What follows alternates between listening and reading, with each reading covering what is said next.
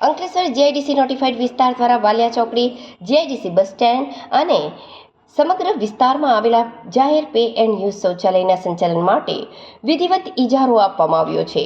જો કે કોન્ટ્રાક્ટર દ્વારા નિભાવણી પ્રત્યે દાખવવામાં આવતી ગંભીર બેદરકારીને કારણે જાહેર સુવિધાઓનો ફિયાસ્કો થયો છે. એશિયાની સૌથી મોટી ઔદ્યોગિક વસાહત ગણાતા અંકલેશ્વરમાં બસ ડેપો ખાતે આવેલ શૌચાલયમાં અતિશય ગંદકીને કારણે રોજિંદા પ્રવાસીઓ અને આગંતુકો ત્રાહિમામ પોકારી ઉઠ્યા છે. શૌચાલયોની દયનીય સ્થિતિ અંગે સ્થાનિકો અને પ્રવાસીઓમાં ભારે રોષ જોવા મળી રહ્યો છે. શૌચાલયોમાં નિયમિત સફાઈ થતી નથી, જેના કારણે દુર્ગંધનું સામ્રાજ્ય ફેલાયું છે.